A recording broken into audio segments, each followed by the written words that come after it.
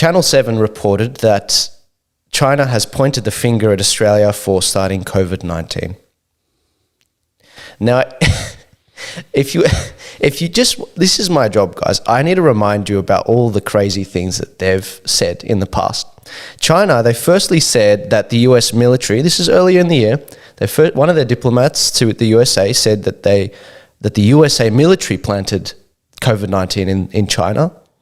Then last week, we covered this. They said it came from Italy, and your relative Salvini in Italy was not very happy about that. And then they said it came from India. And this week they're saying Australia.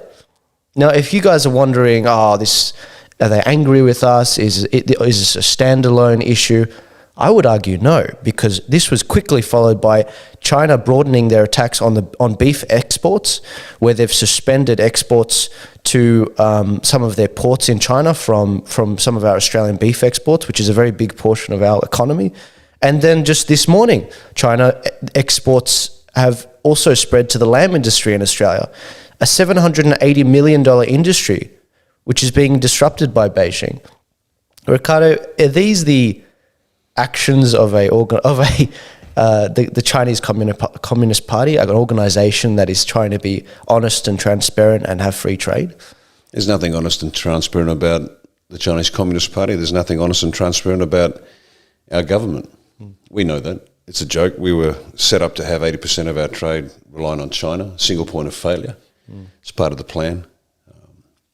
As I said last week, how can Scott Morrison stand up to China when he's on his knees all day, every day? No, this is just a distraction. And what's interesting about this is a real attempt to destroy our economy. That's the goal. And the Chinese are just schmucks. Don't think that Xi Jinping is some great global leader. He's a puppet on a string like everybody else. And this has been recorded in many books decades ago. The Chinese Communist Party is just the means by which globalist agendas will be achieved. And there's plenty of evidence of that. So Xi himself is just another schmuck. But the damage to the economy is real. Yep. And the fact that they're accusing us of starting COVID, honestly, folks, forget whether it was accidental, intentional, the release, whether it was bioengineered or natural. Again, irrelevant.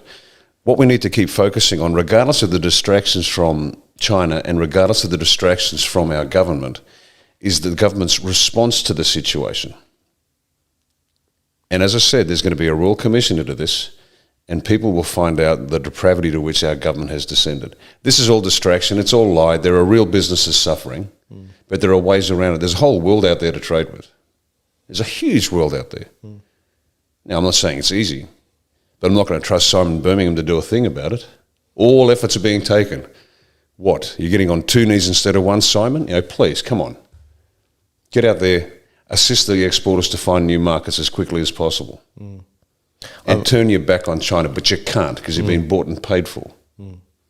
I'm reminded, last week I mentioned the words of George Orwell and how there were 3 countries in the world of 1984 that George Orwell wrote, and I was reminded of the constant revision of history to suit the party and their objectives of the day. And these 2 quotes came to mind. Every record has been destroyed or falsified, every book rewritten, every picture has been repainted, every statue and every street building has been renamed, every date has been altered. And the process is continuing day by day and minute by minute. History has stopped. Nothing exists except an endless present in which the party is always right. And then he goes on to say, the past was alterable. The past has never been altered. Oceania was at war with East Asia.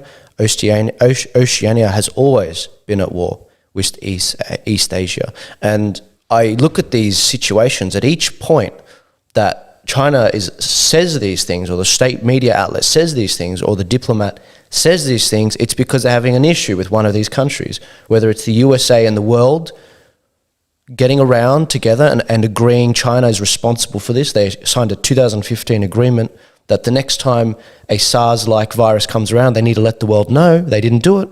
Scott Morrison led the charge in getting an inquiry into that. What does China do? They say, the USA came out. It came from the US.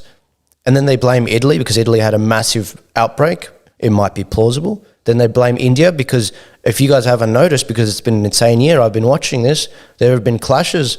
Dozens of men on both sides have died in India on a border dispute where there's some land that's disputed between India and China. Microwave weapons were used on Indian soldiers and they had to retreat, and China seized the land that it was used then. And now we see Australia. Australia's not backing down after the flame war that Scott Morrison had. And we're seeing our exports, beef and lamb, get targeted. George Orwell was ahead of his time. He's a phenomenal intellect. I don't know how he saw this stuff, but very insightful. Well, the problem is that he wrote it as a warning and the left took it as a guidebook. And that's the problem. Damn it, George. But what they're doing is they're gaslighting the entire population. For those of you not familiar with the expression gaslighting, check out the movie. It's where a series of lies get told to you, so you cease to trust your own judgment anymore. So the population ends up being divided into three groups, and you get to choose which group you're in. Group number one is you don't believe them. That's very small. But the majority of the population will fall into the two other groups, and one is they don't believe themselves anymore, and they believe the last headline because they're so weak psychologically. And the other group don't care anymore. They don't believe anything, but they don't care. And they love it. That's the globalist subjective. They love that. They want an uninterested population. Let's smoke another joint. Let's get pissed because it's all useless anyway. Yeah. And they love it because that's how they take over. And the only group they fear is the group that knows what's going on. That's right. Young people, you know. Don't let video games rule your life. Don't always stay in control. Don't let drugs rule your life. Don't let porn rule your life. Don't be a slave to anything or anyone. Yeah. It's as simple as that. Yeah.